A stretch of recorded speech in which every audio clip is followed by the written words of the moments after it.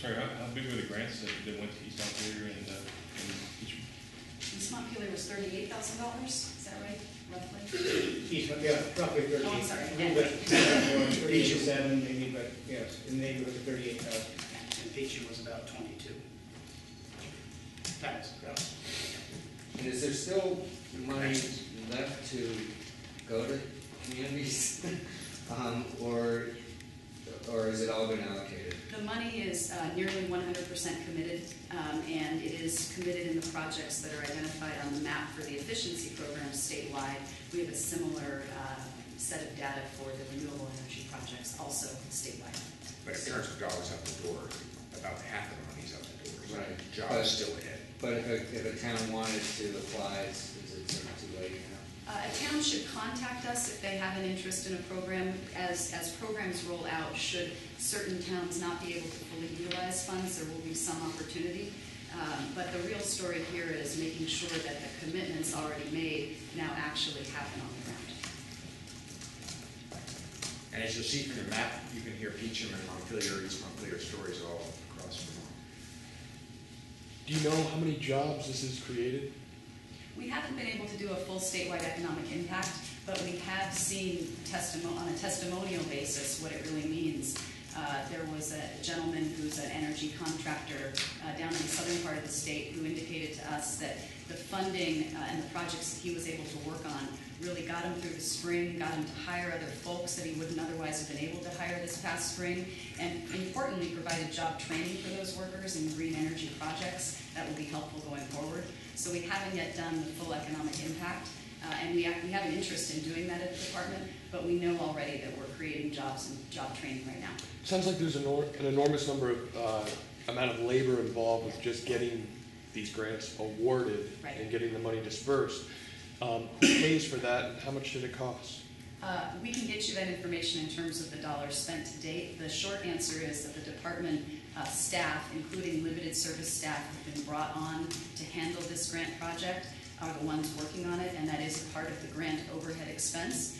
The Department of Energy actually has commended the Department of Public Service for the path we took in that. The department originally had a relatively conservative staff assignment to the grant project and really tried to see what scale would be necessary rather than hiring 50 people right up front. And right now we have, Kelly, what's the staff number right now just on ARA?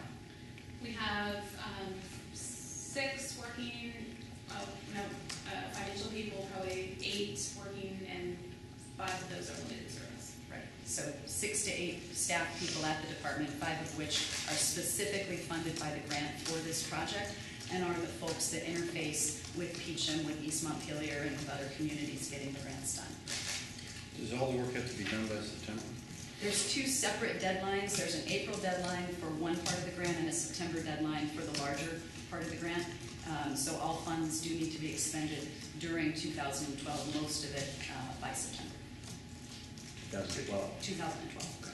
Just want to add that Vermont has a huge advantage over its other states by having community energy committees. We've now about 130 plus across Vermont who are just citizens working together to do the right thing for the community. And that's a huge driver in helping Vermont be a leader in energy efficiency, as well as renewables. Has there been any discussion about a replacement for the Democratic Party chair? Well, first of all, I want to thank Judy Bevins for her extraordinary service to the party. She had an extraordinary tenacity in getting the job done and, frankly, in reinvigorating the grassroots. I was well surprised as a candidate, particularly in a primary election when we were over 60 debates all in one line. Our chair lived up in the kingdom, and you'd see her showing up in Bennington, the next night in Burlington, the next night in Franklin County, and the next day she'd be down in Brattleboro. So I can't thank her enough for her service. In terms of what happens next, the vice chair, who's very capable, Jake Perkins, is going to take over, and the party will make a decision whenever they make those decisions. When is that, September? November. So Jake will be acting chair. He's attorney in Burlington, a very capable person,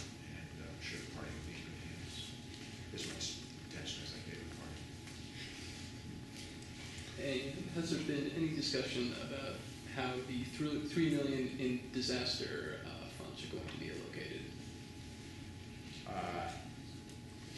Which disaster? I believe that that the state got 3 million in FEMA funds, I believe. You lost me. The counties have gotten Oh, okay. different assistance. I don't know the exact Right. number. The state did exact, yeah, I mean, of the most recent round, I don't know the exact number of it. let me tell you where we are, Jim. I can't tell you how grateful I am to President Obama and to our congressional delegation for working together with my administration to win the funds that we have, both for public assistance and private assistance, that I think is probably unprecedented in Vermont's recent history. Other states weren't as successful as we were, but the administration has been extraordinarily good to us.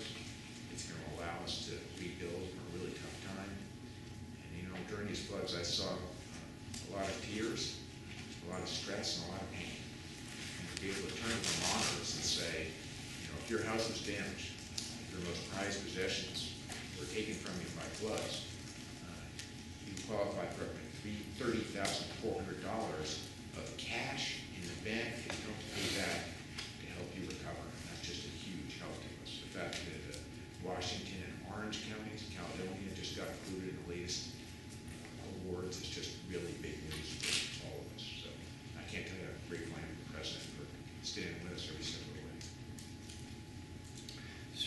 way. Speaking of federal government, how prepared is the state government for the possibility of the partial default or an inability to pay all bills starting next week? Have you drawn down everything possible? What are your thoughts about that? You know, we have a plan, and Vermont will be in good shape compared to the other states should this eventuality happen. In conversations that I've been having at the White House and as recently yesterday morning, I know that they're confident, and therefore I'm confident, that we are not going to actually fail in raising the debt ceiling. It will be a calamity for our economy, be a calamity for our fragile economic recovery, and it will be a calamity in terms of sending a message to the rest of the world that the best democracy in the world doesn't have its act together. So I'm convinced that we'll come up with a 6-month solution that will be logical and acceptable to the President. Having said that, and a lot of you in the room, we're all focusing on the challenges in Washington, I think it's worth mentioning as an optimist that there's actually some good that's going to come out of this, which is that Washington, if our kids and grandkids are going to thrive economically in America, if we're going to create jobs and economic opportunities, Washington has to manage its dollars more like Vermont. Pay your bills. Don't accumulate extraordinary debt. And don't spend money you don't have. And I think that this entire debacle will lead to good results in terms of the United States of America starting to reduce its debt. We've got to do it. So the 6-month solution, is that, you're confident there will be a 6-month solution of the Speaker Boehner's plan?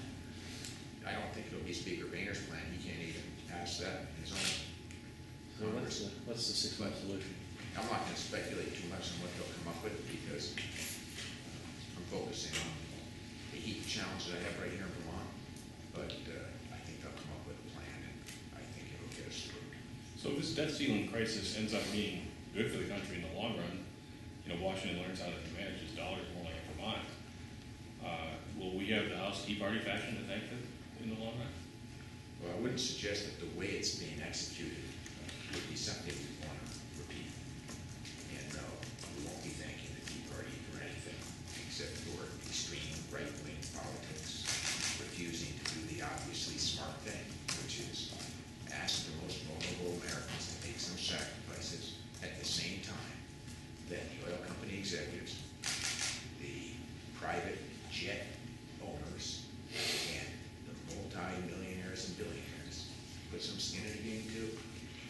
The fact that the Tea Party will not consider asking the wealthiest Americans, the oil companies, that made more money, and the folks are flying around in corporate jets to help us out of this crisis is just extraordinary.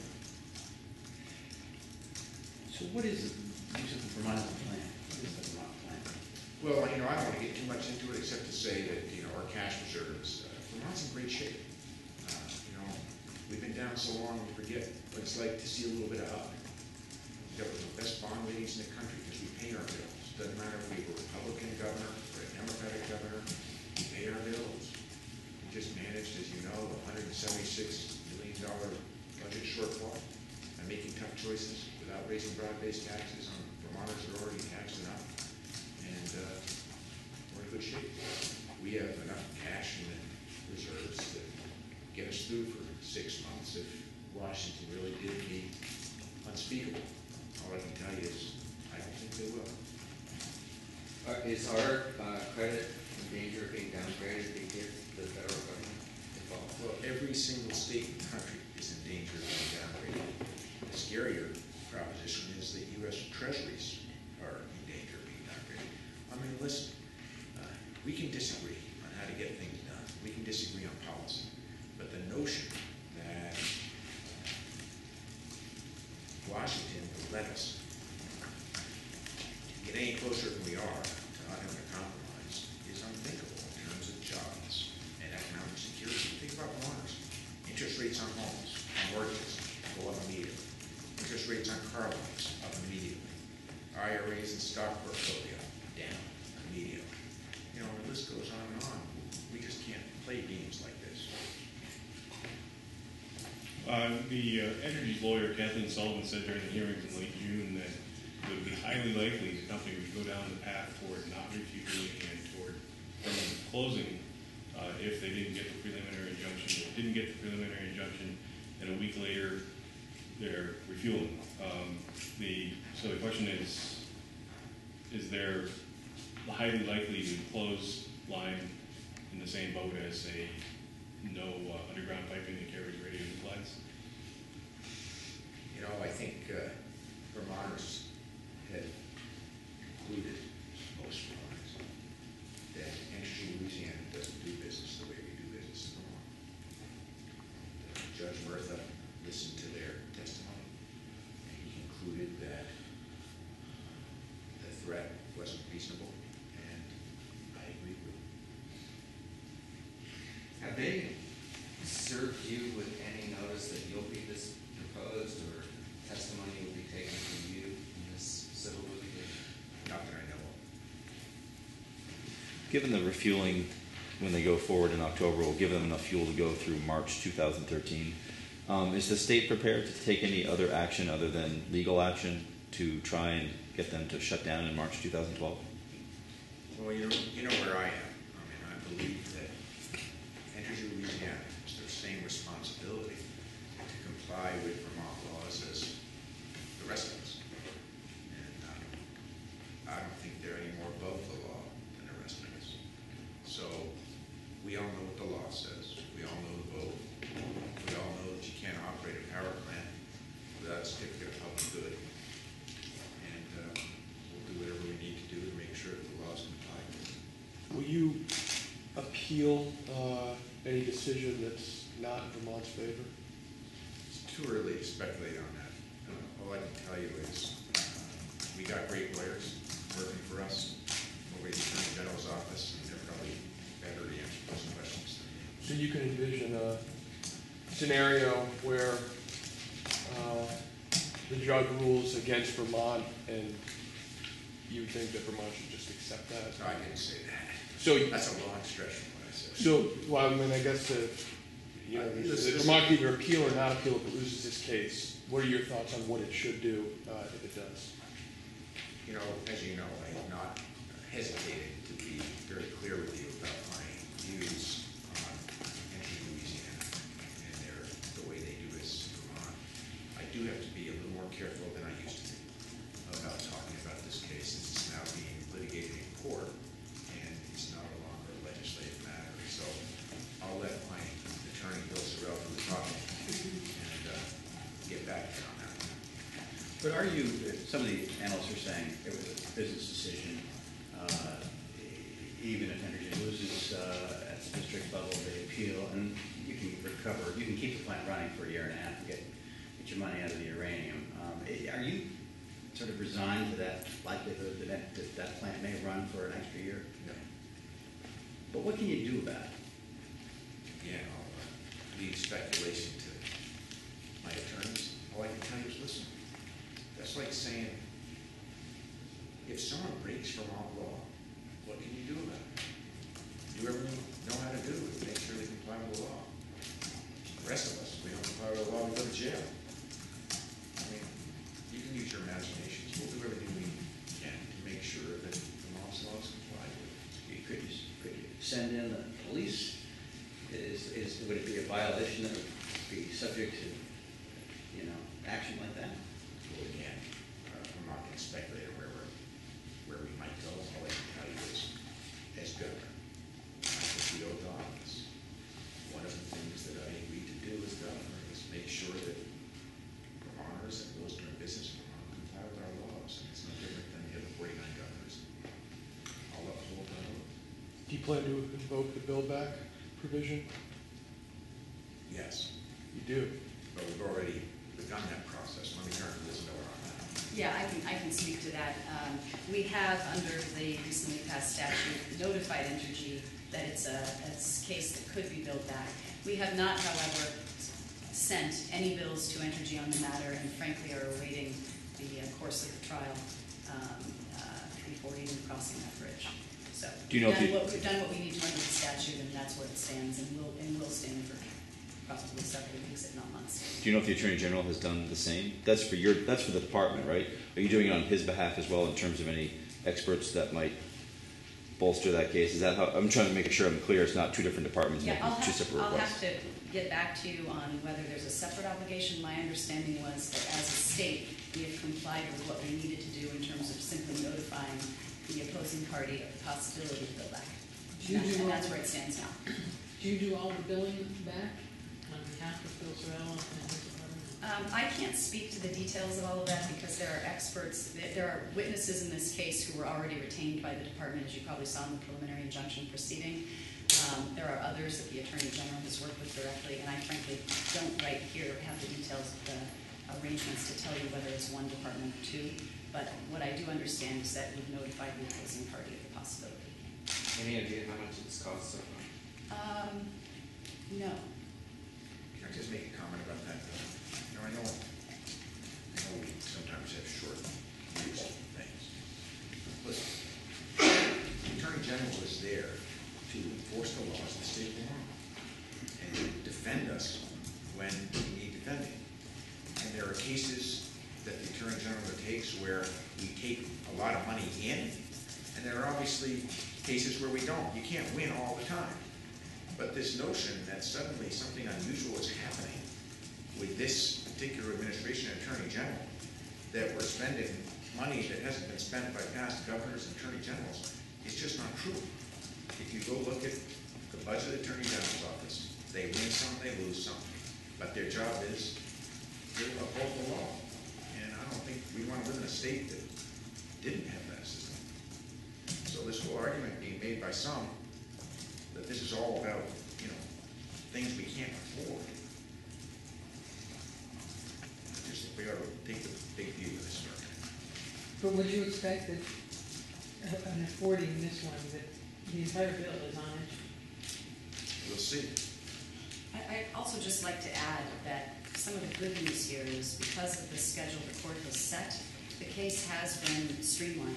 And we are at a point right now with the trial facing us in just over a month. Much work has been done. The work that's going to be done on the trial level will occur in a very short term. And frankly, from a cost point of view, that's good news, regardless of how the case comes out and whether the bill back statute is invoked. So I think that's important to remember.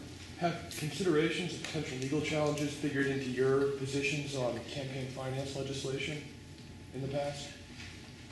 Help me understand where you're going. Have you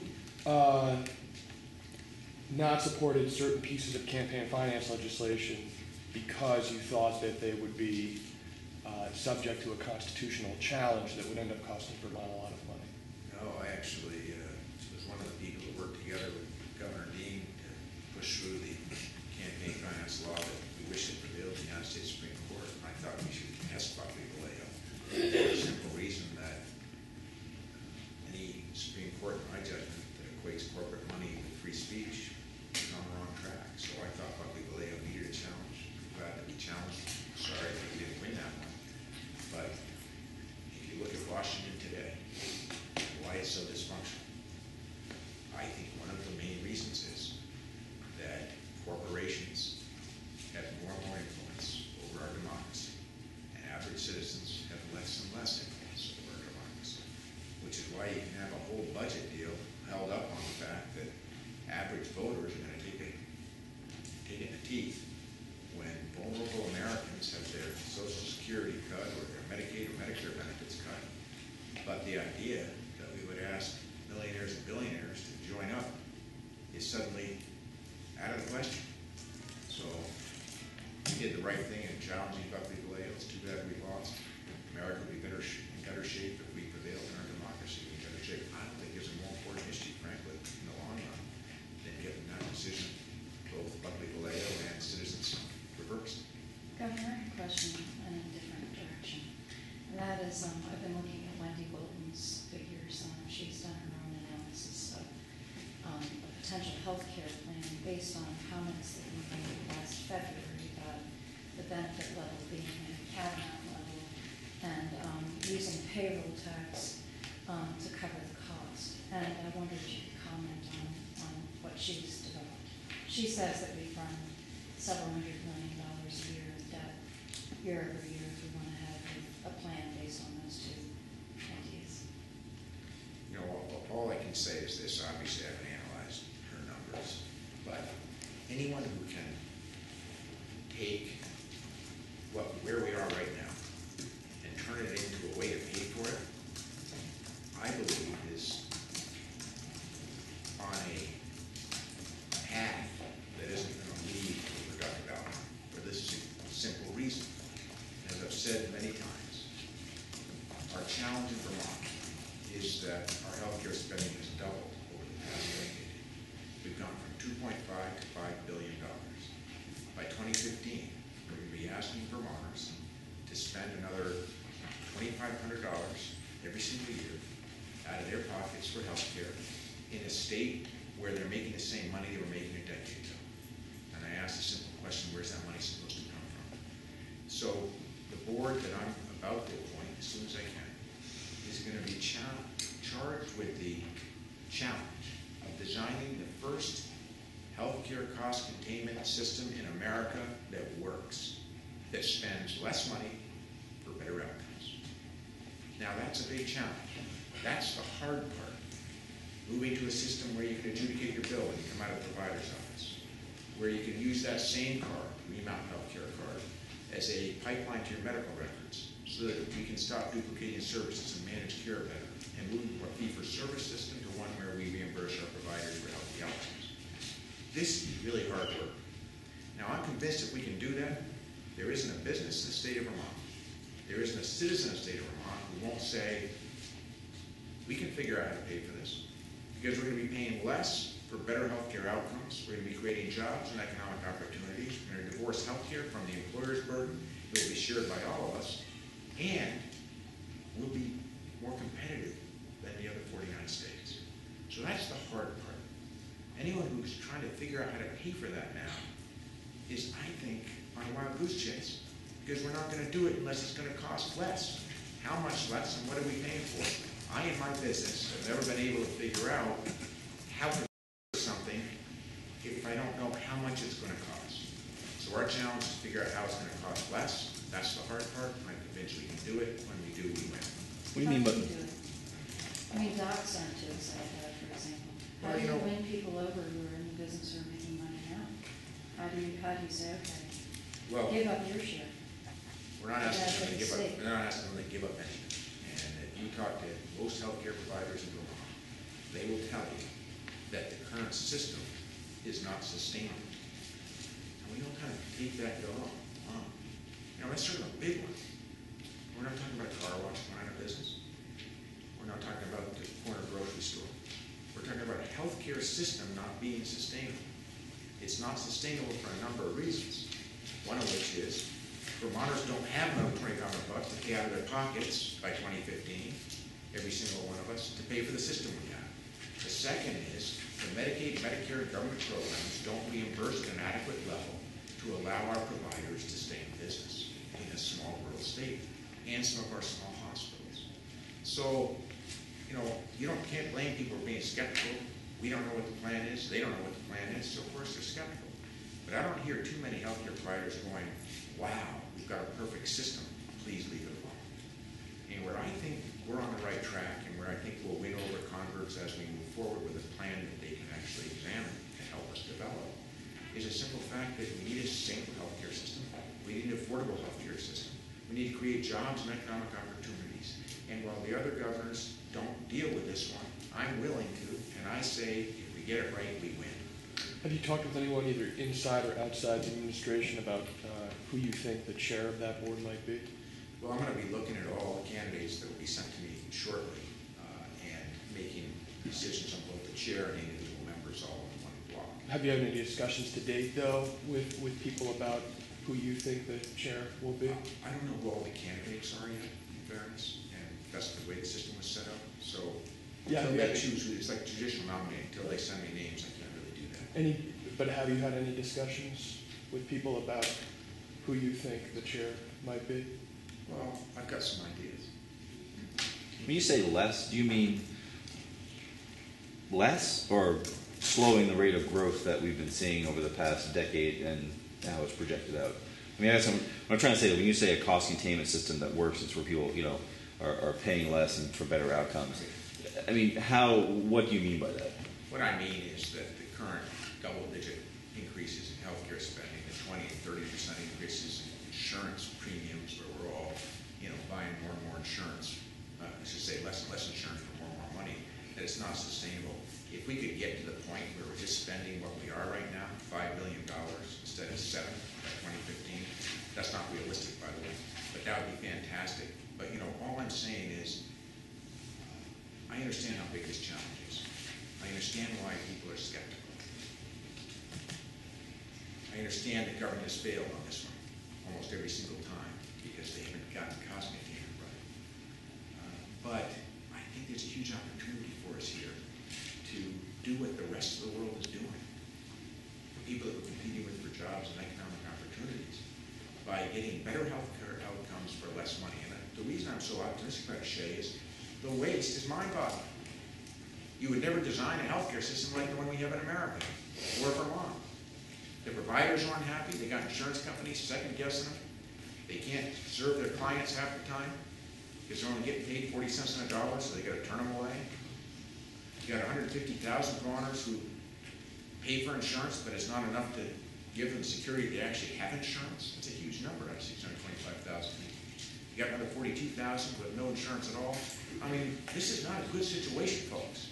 And all I'm saying is, with what's going on in Washington, this is one thing we know for sure. Real reform isn't coming from Washington. What's going on with many of the other governors across the country, they're focusing on collective bargaining and God knows what else. Real reform is going to come from there. It's going to come from 3 or 4 or 5 states, as the president has said. And let's let Vermont be the one.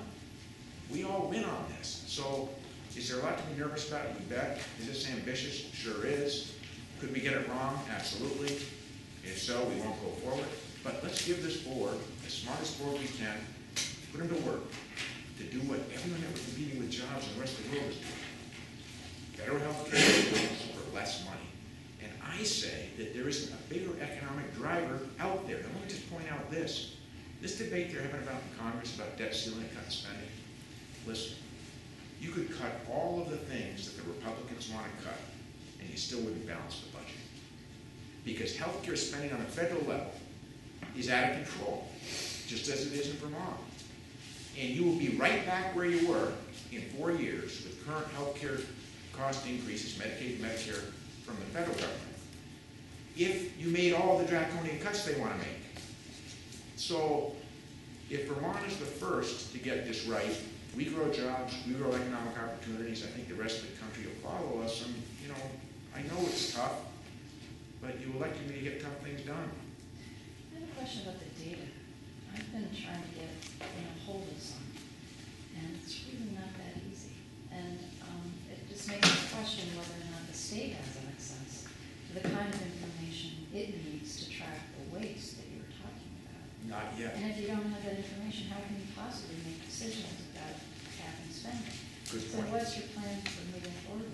Our plan is to use the federal dollars that we're going to garner from the federal government because of Obama's health care bill, which I think is a great step forward, and use that to invest in the technology and the systems that we need to be able to deliver on the promise that I just outlined.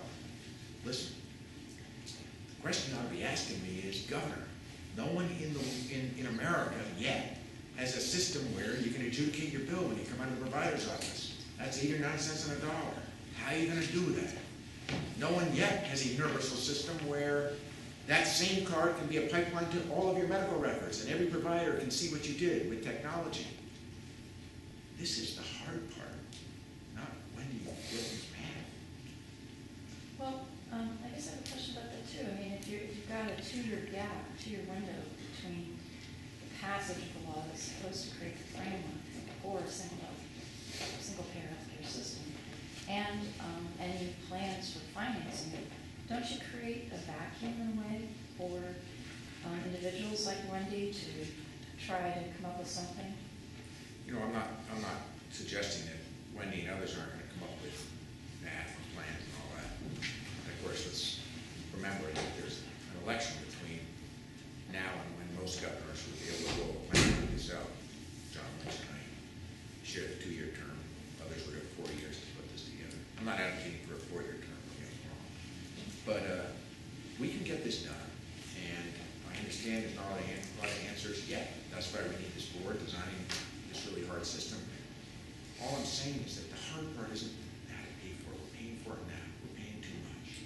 If you said to any business in Vermont, hey, we just came up with a cost containment plan. We can assure you if your rates will only go up 2%, 3% a year for the next 5 years, and you'll have universal coverage. I don't know, as one business person, I'd say, where can I sign up? That's not the system I have now. Now I got a system where every year I dread the thing I can't control. That bill from Blue Cross, Cigna, or MVP that says you're up 20%, you're up 26%, you're up 32%, you're up 15%. You know, paying for it is the easy part. Yeah, she has questions about the savings, actually. Well, I don't blame her, so do I. That's why we need the board to design a system. I actually have to cut this off. Just one last shifting gears a little bit. Do you agree with Senator Sanders that it would be good if President Obama had a primary challenge on his left? No. Why not? You think President Obama's been far enough to the left to suit your case? Yes. What do you think of Bruce saying that? Does it make him persona non grata with Democrats? You have to ask Senator Sanders that. All I can say is, you know, President Obama got handed a heap of problems. I understand the feeling. And he's done a great job taking those problems that he didn't create and turning them around. He's the smartest person I've ever met. He cares about this country deeply. We're never going to do any better. Let's get him reelected. How about, as a UVM trustee, your thoughts on outgoing President Vogel's compensation package for 17, 18 months? He's going to get paid his presidential salary with benefits, et cetera. It's going to be over $400,000, maybe $500,000. And then he's coming back as an English professor that's a lot higher rate than other English professors. Is that something that was necessary? You know, I'm not going to second guess the board on that one because I didn't have anything to do with the arrangements or the discussions or how we got where we are. I'm too busy doing other things. But I will say this. Our goal as a state, as we move into job opportunities, and I'm very optimistic about, is going to be to get more Vermonters college education, not less Vermonters college education. And if we can't do that, we can't compete for jobs in the 21st century. It's that simple. So, as a governor, I'm going to try and, law long discussion about this at the NGA, listening to ideas that other governments have implemented. I do want to come up with some ideas that are going to give Vermonters some hope to be able to afford college. And the current trajectory in college tuitions is not sustainable. And it's going to make it very difficult for us to train the workforce that we need to do the jobs that I think are going to be out there. So whenever you have expenses at a university that look more like corporate America than academic America that we used to know, I think you've got a challenge. I'm not picking on UVM because you can go to any institution of higher learning in the country and find this now. But, you know, you don't go to academics in the old days to make money. You go in it to make a decent living and inspire a new generation of thinkers. Sounds like you have a problem with it. I think we'd be very careful how we spend money at the university generally. And I would rather see us, you know, if I were running a show, building engineering schools than I would student centers. I'd rather see us hiring good people to come teach at the university because they believe in the university and believe in Vermont, not the notion that we have to pay them all kinds of money to get them when I think we get them anyway. But I'm not running the university, I'm running the state, and I'll stick with it. So Thank you. Not only have problems Not with, me, that means not only have problems with his compensation package, you have problems with his tenure. well, I'm not criticizing the board, I'm just telling you, we have a challenge to make Vermont colleges and universities more affordable for Vermonters and pay act. Governor, are we gonna have a press conference this year in ceremony in the near future? I don't know, I was glad we ended up here, a lot of decisions are out of my hands. It's like we haven't had any of these, I it's know. been like 2 months, this is nice. Do you like it here over here? Yeah, it is.